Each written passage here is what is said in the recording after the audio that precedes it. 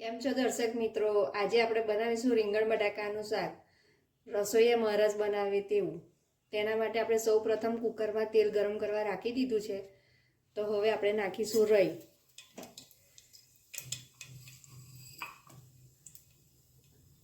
રાઈ થાય એટલે જીરું નાખીશું આપણે.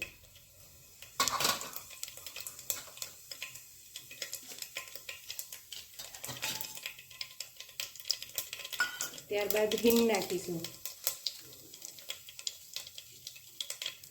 પછી 2 તમાલપત્ર નાખીશું. 2 સૂકા મરચાં નાખીશું.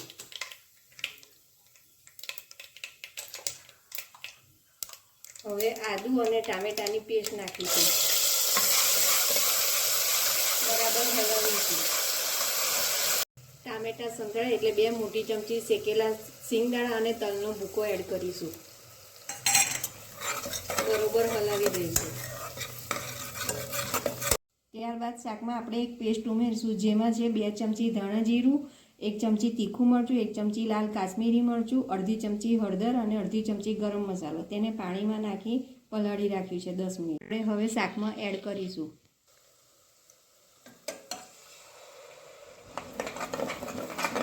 બરાબર હલાવી દઈશું. તેમાં 1 ચમચી મોરસ એડ કરીશું અને સ્વાદ મુજબ આપણે મીઠું નાખીશું. ફરીથી મિક્સ કરી દઈશું. હવે તેમાં પાણી રેડીશું. ત્યારબાદ હવે આપણે રીંગણ અને બટાકાને પહેલેથી સમારી અને મીઠાવાળા પાણીમાં રાખેલા જે આપણે હવે પેસ્ટમાં નાખીશું અને હલાવી લઈશું.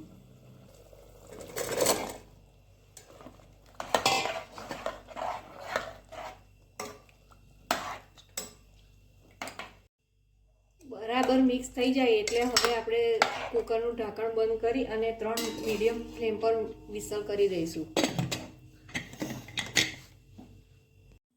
તો હવે આપણે શાક જોઈ લઈશું.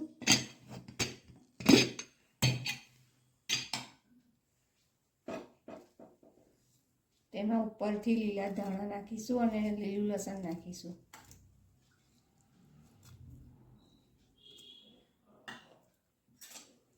હલાવી દઈશું. તૈયાર છે આપણું આ શાક. તેને સર્વિંગ બાઉલમાં લઈ લઈશું. મસાલા છાશ બનાવવા માટે 1 તીખું લીલું મરચું લઈશું. ત્યારબાદ 10 થી 12 ફુદીનાના પાન લઈશું. કોથમીર લઈ તેની અધકચરી પેસ્ટ કરી દઈશું. હવે તેમાં મોડું દહીં નાખીશું. હવે તેમાં ચાટ મસાલો, મીઠું અને શેકેલા જીરાનો પાવડર નાખીને ક્રશ કરી દઈશું. તો તૈયાર છે આપણી મસાલા છાશ. તેને ગ્લાસમાં લઈ સર્વ કરી દઈશું.